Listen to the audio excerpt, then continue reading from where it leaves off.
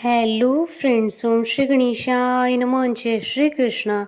आप सभी का स्वागत है आपके अपने यूट्यूब चैनल पर। फ्रेंड्स, आज हम आपको इस वीडियो में बताने जा रहे हैं आषाढ़ मास की शुक्ल पक्ष की देवशयनी एकादशी का शुभ मुहूर्त, पूजा विधि, व्रत के नियम, चतुर्मास में क्या कार्य करें और क्या कार्य न करें, देवशयनी एकादशी की पौराणिक व्रत कथा, महत्व और देवशयनी एकादशी के दिन किए जाने वाले उपायों के बारे में। फ्रेंड्स, वीडियो शुरू करने से पहले आपसे रिक्वेस्ट है, अगर आप हमारे चैनल पर नए हैं और आपने अभी तक चैनल को सब्सक्राइब नहीं किया है तो प्लीज़ सब्सक्राइब कीजिएगा चैनल को, साथ ही प्रेस कीजिएगा बेल आइकन को, जिससे नए वीडियो से रिलेटेड नोटिफिकेशन आपको तुरंत प्राप्त हो सके।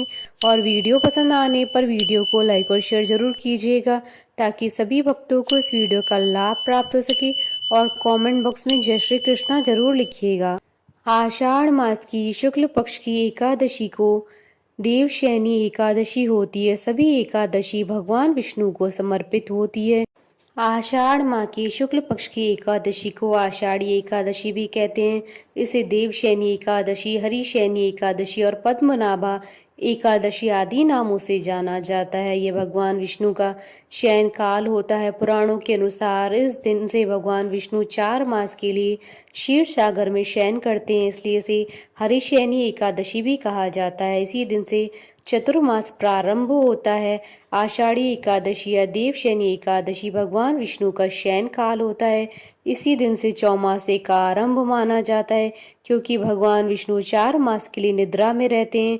इसलिए इस समय में विवाह समेत कई शुभ कार्य वर्जित माने जाते हैं। इन दिनों में तपस्वी भ्रमण नहीं करते हैं, वे एक स्थान पर रहकर तपस्या करते हैं। इन दिनों में केवल ब्रज की यात्रा की जाती है, क्योंकि इन 4 महीनों में पृथ्वी के समस्त तीर्थ ब्रज में आकर निवास करते हैं। इस दौरान विश्व का पालन भगवान शिव जी करेंगे। आषाढ़ी एकादशी के 4 माह के बाद भगवान विष्णु निद्रा से जागते हैं। इस तिथि को प्रबोधनी एकादशी या देव उठनी एकादशी भी कहा जाता है। जो भी भक्त भक्ति भाव से देवशयनी एकादशी का व्रत रखता है, उसकी सभी मनोकामनाएं पूर्ण होती हैं और सभी पापों का नाश हो जाता है। मृत्यु के बाद उसे स्वर्ग लोक की प्राप्ति होती है। और मान्यताओं के अनुसार देवशयनी एकादशी की कथा पढ़ने या सुनने से सहस्त्र गोदान के बराबर फल प्राप्त होता है। इस व्रत में भगवान विष्णु और पीपल के वृक्ष के पूजन का विशेष महत्व शास्त्रों में बताया गया है। फ्रेंड्स, अब आइए जानते हैं चतुर्मास में क्या कार्य करें और क्या कार्य न करें। चतुर्मास के दौरान मधुर स्वर के लिए गुड़ नहीं खाएं। दीर्घायु अथवा पुत्र पौत्र आदि की प्राप्ति के लिए तेल का त्याग करें। वंश वृद्धि के लिए नियमित दूध का सेवन करें।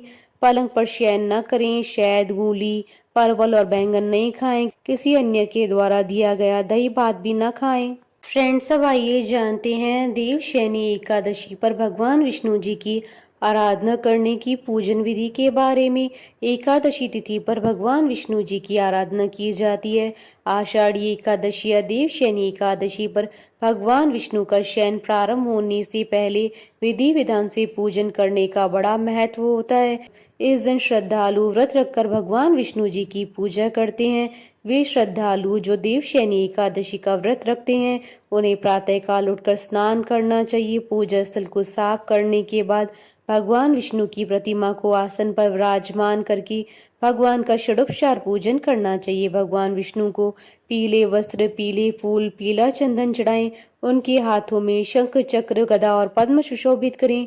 भगवान विष्णु को पान और सुपारी अर्पित करने के बाद धूप, दीप, पुष्प चढ़ाकर आरती करें और ये कहें, हे जगन्नाथ जी, आपके निद्रित हो जाने पर संपूर्ण विश्व निद्रित हो जाता है और आपके जाग जाने पर संपूर्ण विश्व तथा चराचर भी जागृत हो जाते हैं। इस प्रकार भगवान विष्णु का पूजन करने के बाद देवशयनी एकादशी व्रत कथा का पाठ करें या व्रत कथा सुनी। देवशयनी एकादशी में रात्रि में भगवान विष्णु का भजन व स्तुति करनी चाहिए।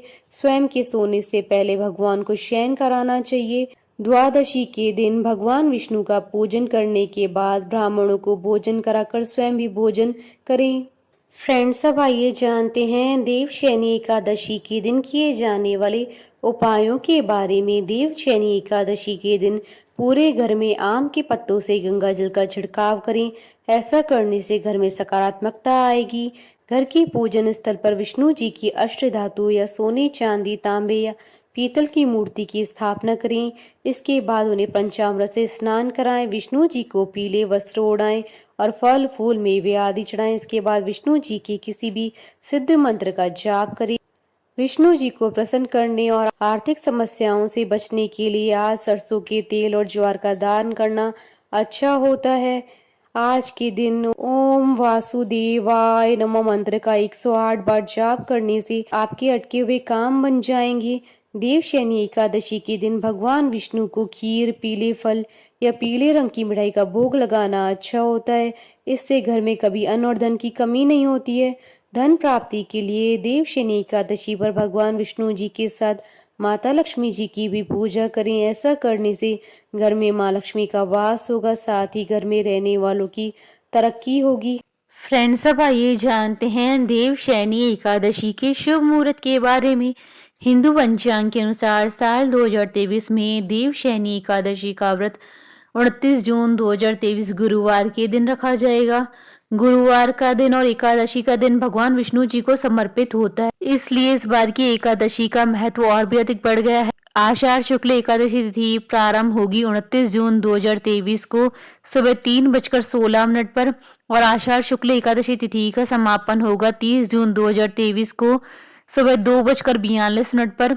व्रत पारण का समय रहेगा 30 जून 2023 को दोपहर 1:48 से शाम 4:36 तक और हरिवासर समाप्ति का समय रहेगा 30 जून 2023 को सुबह 8:20 पर। देवशयनी एकादशी पर अभिजीत मुहूर्त रहेगा 29 जून 2023 को दोपहर 12:03 से दोपहर 12:58 तक और उस दिन रवि योग रहेगा 29 जून 2023 को सुबह 5:36 से शाम 4:30 तक। फ्रेंड्स, अब आइए प्रारंभ करें देवशयनी एकादशी की व्रत कथा। अर्जुन ने कहा, हे श्री कृष्ण, आषाढ़ मास की शुक्ल पक्ष की एकादशी का क्या नाम है? उस दिन किस देवता का पूजन होता है? उसका क्या विधान है? कृपा कर यह सब विस्तार पूर्वक बताइए। भगवान श्री कृष्ण ने कहा, हे धनुर्धर, एक बार नारद जी ने ब्रह्मा जी से यही प्रश्न पूछा था। तब ब्रह्मा जी ने कहा कि नारद, तुमने कलयुग में प्राणी मात्र के उद्धार के लिए सबसे श्रेष्ठ प्रश्न पूछा है, क्योंकि एकादशी का व्रत सब व्रतों में उत्तम होता है। इसके व्रत से सभी पाप नष्ट हो जाते हैं। इस एकादशी का नाम देवशयनी एकादशी है। यह व्रत करने से भगवान विष्णु प्रसन्न होते हैं। इस संबंध में मैं तुम्हें एक पौराणिक कथा सुनाता हूँ, ध्यान पूर्वक श्रवण करो। मानदाता नाम का एक सूर्यवंशी राजा था। वह सत्यवादी, महान तपस्वी और चक्रवर्ती था।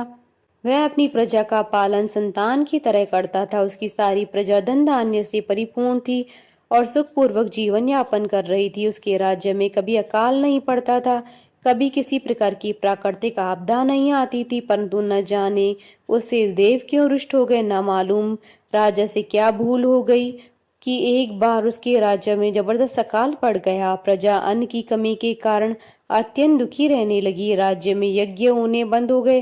अकाल से पीड़ित प्रजा एक दिन दुखी होकर राजा के पास जाकर प्रार्थना करने लगी, हे राजन, समस्त संसार की सृष्टि का मुख्य आधार वर्षा है। इसी वर्षा के अभाव से राज्य में अकाल पड़ गया है और अकाल से प्रजा मर रही है। हे भूपति, आप कोई ऐसा जतन कीजिए जिससे हम लोगों का कष्ट दूर हो सके। यदि जल्दी ही अकाल से मुक्ति न मिली तो विवश होकर प्रजा को किसी दूसरे राज्य में शरण लेनी पड़ेगी। प्रजाजनों की बात सुन राजा ने कहा, आप लोग सत्य कह रहे हैं। वर्षा न होने से आप लोग बहुत दुखी हैं। राजा के पापों के कारण ही प्रजा को कष्ट भोगना पड़ता है। मैं बहुत सोच विचार कर रहा हूँ, फिर भी मुझे अपना कोई दोष नहीं दिखलाई दे रहा है। आप लोगों के कष्ट को दूर करने के लिए मैं बहुत उपाय कर रहा हूँ, परंतु आप चिंतित न हो, मैं इसका कोई न कोई उपाय अवश्य ही करूंगा। राजा के वचनों को सुन प्रजाजन चले गए। राजा मानता था भगवान की पूजा कर कुछ विशिष्ट व्यक्तियों को साथ लेकर वन को चल दिए। वहां वह ऋषि मुनियों के आश्रम में घूमते घूमते अंत में ब्रह्मा जी के मानस पुत्र अंगीरा ऋषि के आश्रम पर पहुंच गए।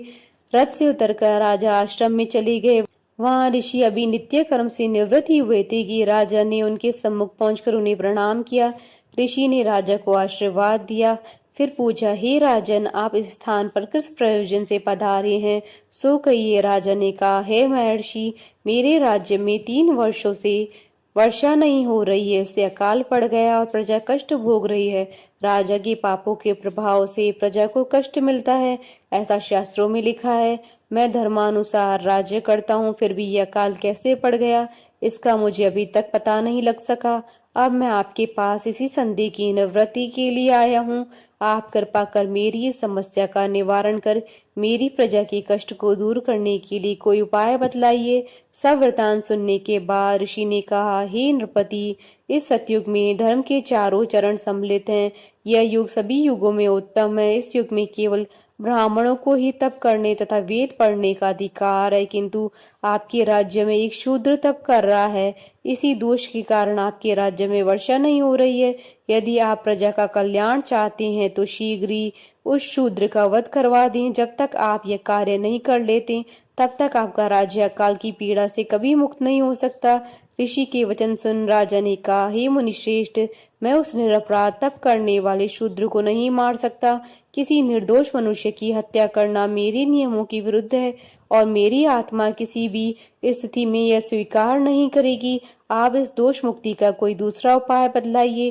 राजा को विचलित जान ऋषि ने कहा, हे राजन, यदि आप ऐसा ही चाहते हो तो आषाढ़ मास की शुक्ल पक्ष की देवशैनी नाम की एकादशी का विधान पूर्वक व्रत करो।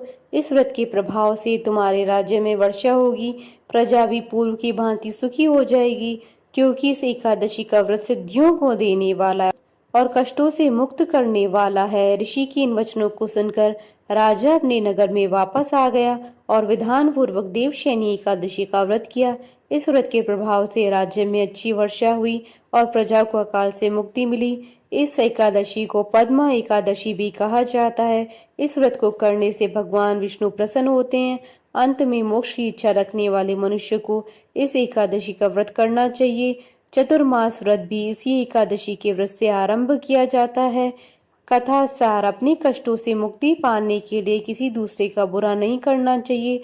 अपनी शक्ति से और भगवान पर पूरी श्रद्धा और आस्था रखकर संतों के कथनानुसार सत्कर्म करने से बड़े बड़े कष्टों से सहज मुक्ति मिल जाती है। बोली भगवान विष्णु की जय, सनातन धर्म की जय। हमारे साथ इस वीडियो में अंत तक बने रहने के लिए आपका धन्यवाद। ओम श्री गणेशाय नमः। जय श्री कृष्णा।